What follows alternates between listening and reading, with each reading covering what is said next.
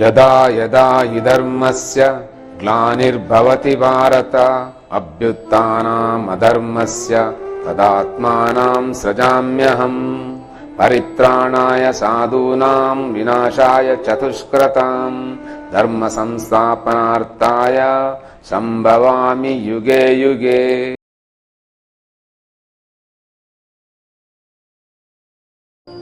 ಭಾರತೀಯ ಸನಾತನಿ ಹಿಂದೂ ಧರ್ಮದ ಎಲ್ಲ ಸಹೃದಯ ಬಂಧುಗಳಿಗೆ ಆಧ್ಯಾತ್ಮ ಚಿಂತನ ರಹಸ್ಯ ಸರಣಿಗೆ ಸ್ವಾಗತ.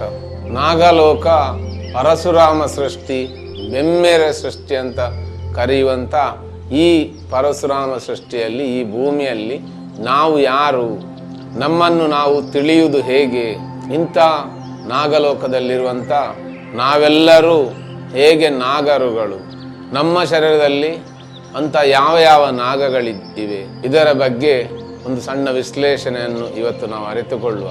ಪೃಥ್ವಿ ತತ್ವದ ಈ ಶರೀರ ಇರುವುದು ಈ ಭೂಮಿಯಲ್ಲಿ. ಹಾಗೆ ಈ ಭೂಮಿಯ ಸುತ್ತಲೂ ಒಂದು ಗುರುತ್ವಾಕರ್ಷಣ ವಲಯ ಇದೆ. ಆ ಗುರುತ್ವಾಕರ್ಷಣ ವಲಯಕ್ಕೆ ಆದಿಶೇಷ ಅಂತಂದ್ರೆ, ಆದಿಶೇಷ ಭೂಮಿಯನ್ನು ಎತ್ತಿ ಹಿಡಿದಿದ್ದಾನೆ. ಎಲ್ಲಿ? ಆಕಾಶದಲ್ಲಿ. ಇಂಥ ಆದಿಶೇಷ ಎತ್ತಿ ಹಿಡಿದಂಥ ಭೂಮಿಯ ಒಳಗೆಯೇ ಇಲ್ಲೊಂದು ಪರಶುರಾಮ ಸೃಷ್ಟಿ ಅಂತ ಉಂಟು.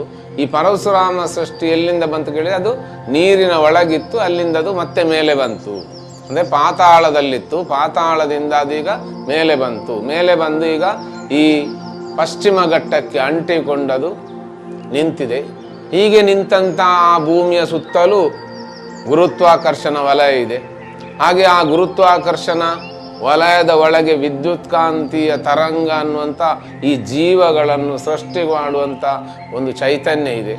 ಇಂಥ ಚೈತನ್ಯ ಈಗ ಆ ಭೂಮಿಯನ್ನು ನೀರಿನ ಒಳಗಿನಿಂದ ಮೇಲೆ ತಂದಿತು. ಇದು ನಮ್ಮ ಪರಶುರಾಮ ಸೃಷ್ಟಿಯ ಒಳಗೆ ಇರುವಂಥ ಒಂದು ವ್ಯವಸ್ಥೆ. ಈ ವ್ಯವಸ್ಥೆಯಲ್ಲಿ ನಮ್ಮ ವಾತಾವರಣದಲ್ಲಿ ಸಾಧಾರಣ 35% ಆರ್ದ್ರತೆ ಇದೆ, ಮಾಯಿಶ್ಚರ್ ಇದೆ. ಈ ಆರ್ದ್ರತೆ ಏನಂತ ಹೇಳಿದ್ರೆ, ಅದು ನೀರಿನ ಒಳಗೆ ನಾವಿದ್ದೇವೆ ಅಂತ. ಹೀಗೆ ನೀರಿನ ಒಳಗೆ ಇದ್ದೇವೆ ಅನ್ನುವಂಥ ಭಾವದಲ್ಲಿ ಈ ಶರೀರವು ಅದೇ ರೀತಿಯಲ್ಲಿ ಕಾರ್ಯಾಚರಿಸ್ತಾ ಇದೆ. ಇಂಥ ಪ್ರತಿಯೊಂದು ಶರೀರವು, ಈ ಪರಶುರಾಮ ಸೃಷ್ಟಿಯಲ್ಲಿರುವಂಥ ಪ್ರತಿಯೊಂದು ಶರೀರವು ಪ್ರತಿಯೊಂದು ವಸ್ತುವಿನ ಸುತ್ತಲೂ ಒಂದು ಲಿಂಗ ಶರೀರ ಅಂತ ಇರ್ತದೆ. ಇಂತಹ ಲಿಂಗ ಶರೀರ ನಮ್ಮ ಶರೀರದ ಸುತ್ತಲೂ ಇದೆ. ಈಗ ನಮ್ಮ ಶರೀರದ ಸುತ್ತಲೂ ಇರುವಂಥ ಆ ಲಿಂಗ ಶರೀರ ಈಗ ಅಗ, ಅದು ಪರ್ವತ ಅಲ್ಲ, ಅದು ಚಲಿಸುವಂಥದ್ದು. ಅದು ಉತ್ತರ ಧ್ರುವದಿಂದ ದಕ್ಷಿಣ ಧ್ರುವದ ಕಡೆಗೆ ನಿರಂತರ ಚಲಿಸ್ತಾ ಇರ್ತದೆ. ಹಾಗೆ ದಕ್ಷಿಣ ಧ್ರುವದಿಂದ ಉತ್ತರ ಧ್ರುವದೆಡೆಗೆ ಆ ಲಿಂಗದ ಮಧ್ಯಭಾಗದಿಂದ ಅದರ ಊರ್ಧ್ವ ರೇತಸ್ಸು ಹರಿಯುತ್ತದೆ.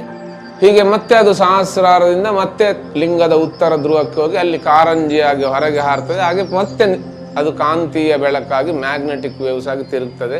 ಹೀಗೆ ನಿರಂತರ ಚಲನಾ ಸ್ಥಿತಿಯಲ್ಲಿರುವಂಥ ಲಿಂಗ ಶರೀರದ ಒಳಗಿರುವಂಥ ನಮ್ಮ ಈ ಶರೀರ, ಈಗ ಈ ಶರೀರದ ಸುತ್ತಲೂ ಲಿಂಗ ಶರೀರ ಇದೆ. ಈ ಲಿಂಗ ಶರೀರ ಎಲ್ಲಿರುವುದು ಕೇಳಿದರೆ, ಭೂಮಿಯ ಗುರುತ್ವಾಕರ್ಷಣ ವಲಯದ ಒಳಗೆ. ಇಂಥ ಭೂಮಿಯ ಗುರುತ್ವಾಕರ್ಷಣ ವಲಯ ಏನಿದೆ ಅದು ಆದಿಶೇಷ ಅಂತ ಹೇಳಿ. ಆದರೆ ಇಲ್ಲಿ ನನ್ನ ಶರೀರದ ಸುತ್ತಲಿರುವಂತಹ ಲಿಂಗ ಶರೀರಕ್ಕೆ ವಾಸುಕಿ ಅಂತ ಹೆಸರು. ಈ ವಾಸುಕಿ ಯಾರು ಕೇಳಿದ್ರೆ, ಅದು ಅಗ, ಪರ್ವತ ಅಲ್ಲ, ಚಲಿಸುವಂಥದ್ದು. ಹೀಗೆ ಚಲಿಸುವಂಥ ಆ ಲಿಂಗ ಶರೀರ ಈಗ ನಾಗ ಅಂತ ಹೇಳಿ. ಆದರೆ ಹಾಗೆ ಅದು ದಕ್ಷಿಣದಿಂದ ಉತ್ತರಕ್ಕೆ ಹರಿಯುತ್ತದೆ.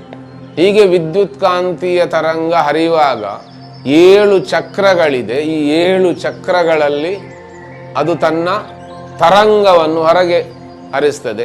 ಹೀಗೆ ಹರಿಸುವಾಗ ಮೂಲಾಧಾರದ ಕೆಂಪು ಬಣ್ಣ ಒಂದು ಇಲ್ಲಿಯವರೆಗೆ, ಇನ್ನು ಅದರ ನಂತರ ಸ್ವಾಧಿಷ್ಠಾನ ಚಕ್ರದ ಕಿತ್ತಳೆ ಬಣ್ಣ, ಇನ್ನು ಹಾಗೆ ಮಣಿಪುರ ಚಕ್ರದ ಹಳದಿ ಬಣ್ಣ, ಹಾಗೆ ಅನಾಥ ಚಕ್ರದ ಹಸಿರು ಬಣ್ಣ, ಆಕಾಶ ತತ್ವ ವಿಶುದ್ಧಿ ಚಕ್ರದ ಆಕಾಶ ನೀಲಿ ಬಣ್ಣ, ಹಾಗೆ ಆಜ್ಞಾ ಚಕ್ರದ ಕಡು ನೀಲಿ, ಸಹಸ್ರಾರದ ನೇರಳೆ, ಇನ್ನು ಅದಕ್ಕಿಂತ ಮೇಲೆ ಅತಿ ನೇರಳೆ ಅನ್ನುವಂಥ ಕಿರಣ ಇದೆ. ಆ ತರಂಗದ ವಲಯವನ್ನು ಸೃಷ್ಟಿ ಮಾಡಿ, ಇದು ವಿದ್ಯುತ್ ಕಾಂತೀಯ ತರಂಗದಿಂದ ಮಾಡಿದಂಥ ವಲಯಗಳು, 9 ವಲಯಗಳಿದೆ.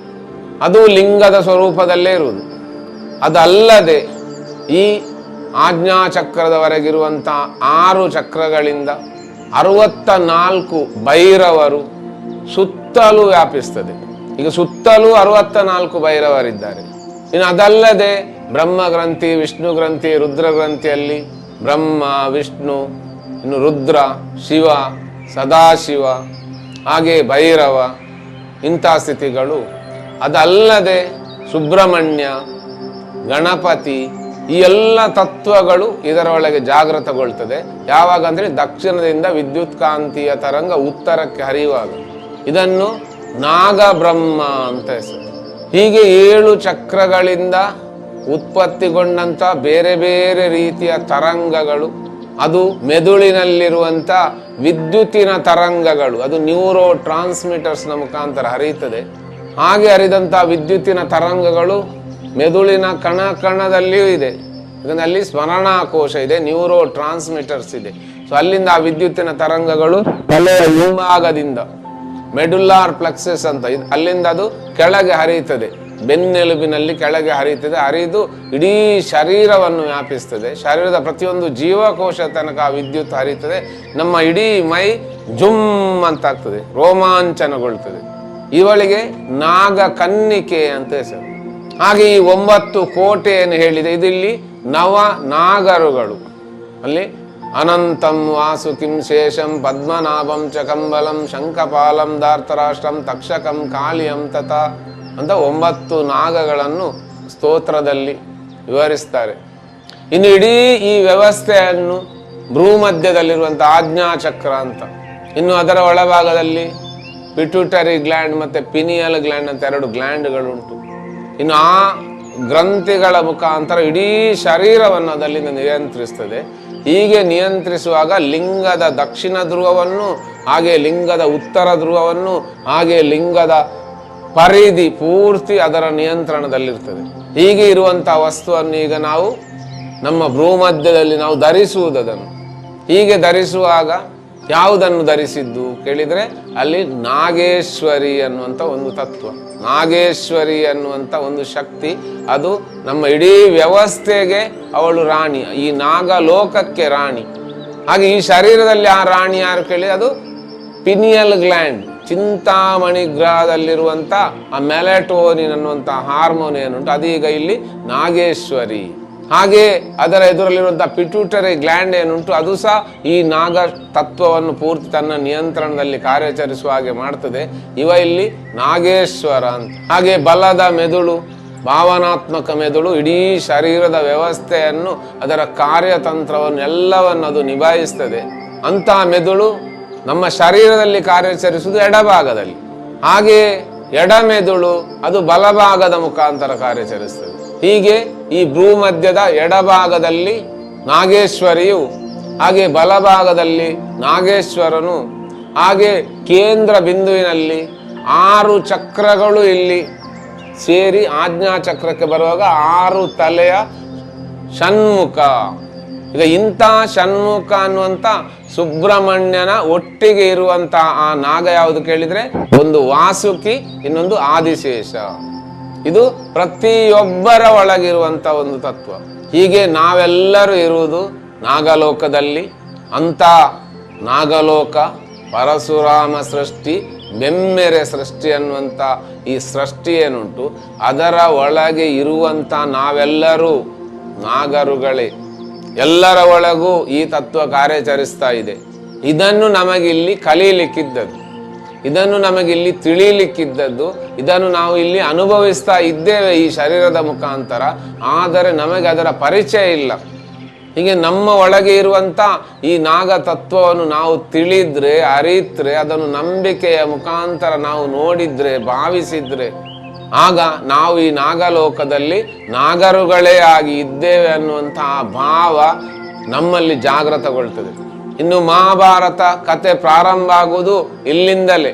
ಶರೀರದಲ್ಲಿರುವಂಥ ಎಲ್ಲ ನಾಗರುಗಳು ಅಂದರೆ ನಮ್ಮ ಚೈತನ್ಯ ಪೂರ್ತಿ ಕುಂದಿ ಹೋದಾಗ, ಶರೀರದ ಕೊನೆಯ ಘಟ್ಟದವರೆಗೆ ಈ ಶರೀರವನ್ನು ರಕ್ಷಿಸುವವ ಅವ ತಕ್ಷಕ ಅಂತ. ಈ ತಕ್ಷಕ ವಿಷವೂ ಹೌದು.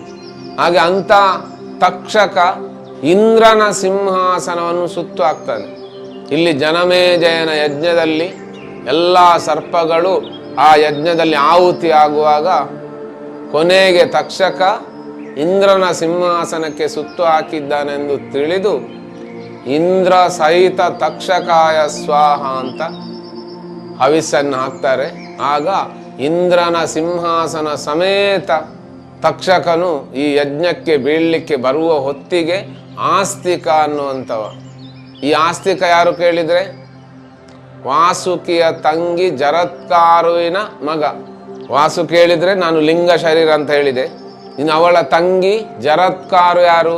ಅದು ಈ ಶರೀರದಲ್ಲಿ ಯಾರು? ಶರೀರದಲ್ಲಿ ಆ ವಿದ್ಯುತ್ತಿನ ತರಂಗಗಳು, ನಾಗ ಕನ್ನಿಕೆ ಯಾವುದು ಹರಿಯುತ್ತಾ ಉಂಟು ಹೇಳಿದೆ ನಾನು. ಈ ನಾಗ ಕನ್ನಿಕೆ ಅನ್ನುವಂಥ ಆ ವಿದ್ಯುತ್ತು ಇಲ್ಲಿ ಜರತ್ಕಾರು. ಈ ಜರತ್ಕಾರುವಿನ ಮಗ ಅಂದ್ರೆ ಎಚ್ಚರದ ಸ್ಥಿತಿಯಲ್ಲಿರುವಂತ ನಾನು ಯಾರು? ಆಸ್ತಿಕ. ಆಸ್ತಿಕ ಅಂತ ಹೇಳಿದ್ರೆ ನಂಬುವವ. ಅಂದ್ರೆ ಅಂತ ಒಂದು ನಂಬಿಕೆ ಏನಿದೆ, ಈ ನಂಬಿಕೆ ನಮ್ಮನ್ನು ರಕ್ಷಿಸ್ತದೆ. ಅದಕ್ಕಾಗಿ ನಾವು ನಾಗನನ್ನು ನಂಬುವುದು, ದೈವಗಳನ್ನು ನಂಬುವುದು.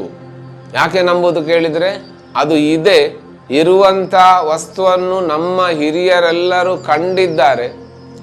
ಇನ್ನು ಅದು ಯಾವ ಸ್ವರೂಪದಲ್ಲಿ ಕಾರ್ಯಾಚರಿಸ್ತಾ ಇದೆ, ಯಾವ ಯಾವ ರೀತಿ ಇದೆ, ಇದನ್ನೆಲ್ಲವನ್ನು ಪಾರ್ಧನಗಳಲ್ಲಿ ಬೀರಗಳಲ್ಲಿ ತಿಳಿಸಿಕೊಟ್ಟಿದ್ದಾರೆ. ಆದರೆ ನಾವು ಅದನ್ನು ಕಾಣಲಿಲ್ಲ. ಯಾಕಂತ ಹೇಳಿದರೆ ನಮಗೆ ಅದು ನಂಬಲಿಕ್ಕೆ ಮಾತ್ರ. ಯಾಕಂದ್ರೆ ಅದು ಇದೆ. ಇನ್ನು ಇಂಥ ವಿಜ್ಞಾನದ ಯುಗದಲ್ಲಿ ಈಗಿನ ಯುವ ಪೀಳಿಗೆಗೆ ಅದು ವಾಸ್ತವವಾಗಿ ಬೇಕು. ಇನ್ನು ಆ ವಾಸ್ತವವಾಗಿ ಅದನ್ನು ತೋರಿಸಬೇಕು. ಹೇಗೆ ಪಾರ್ಧನಗಳಲ್ಲಿ ಬರೆದಿಟ್ಟಿದ್ದಾರೋ, ಬಾಯಿಂದ ಬಾಯಿಗೆ ಅದು ಬಂದಿದೋ ಅದೇ ರೀತಿಯಲ್ಲಿ ಅದನ್ನು ಕಾಣಬೇಕು. ಆಗ ಹೀಗೆ ಕಾಣಬೇಕಿದ್ರೆ ಯಾಕೆ ಕಾಣಬೇಕು? ಯಾಕಂತ ಹೇಳಿದ್ರೆ ನಾವು ಪರಶುರಾಮ ಸೃಷ್ಟಿಯವರು. ಈ ಪರಶುರಾಮ ಸೃಷ್ಟಿ ನಾಗಲೋಕದಿಂದ ಮೇಲೆ ಬಂದದ್ದು. ಇದು ಈಗಲೂ ನಾಗಲೋಕವೇ.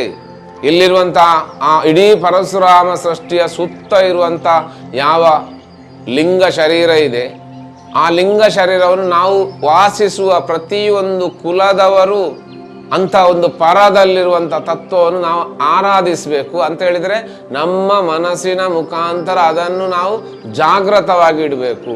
ಹಾಗೆ ನಾವು ಅದಕ್ಕೆ ಪೂರ್ತಿ ಶರಣಾಗತಿಯನ್ನು ಕೊಡಬೇಕು. ನಾನಿಲ್ಲ, ನೀನು ಮಾತ್ರ ಇದ್ದೆ ಅನ್ನುವಂತಹ ಭಾವ ನಮ್ಮೊಳಗೆ ಬಂದರೆ ಈ ಕ್ಷಣ ಅದು ಮಾತ್ರ ಇರುವುದು, ಇಲ್ಲಿ ನಾವಿಲ್ಲ.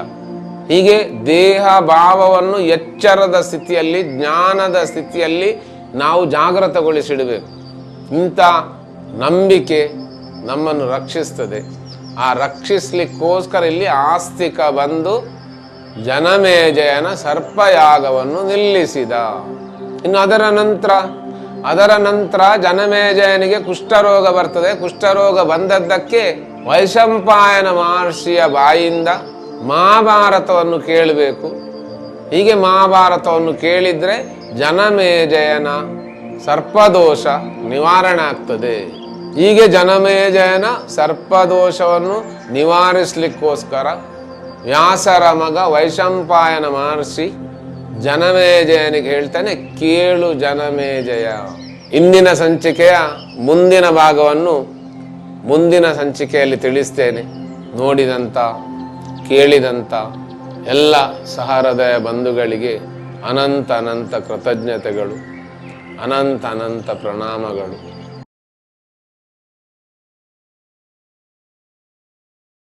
ಕೇಳಿದಂಥ ಎಲ್ಲ ಸಹೃದಯ ಬಂಧುಗಳು ಕೆಳಗಿರುವಂಥ ಲೈಕ್ ಬಟನ್ ಅನ್ನು ಒತ್ತಿ ಪ್ರೋತ್ಸಾಹಿಸಬೇಕು. ಹಾಗೆ ಮುಂದಿನ ದಿನಗಳಲ್ಲಿ ಇಂಥದೇ ಹಲವು ಚಿಂತನೆಗಳನ್ನು ವೀಕ್ಷಿಸಲು ಬೆಲ್ ಬಟನ್ ಅನ್ನು ಒತ್ತಿ ಹಾಗೆ ಸಬ್ಸ್ಕ್ರೈಬ್ ಮಾಡಬೇಕಾಗಿ ವಿನಂತಿಸ್ತೇನೆ.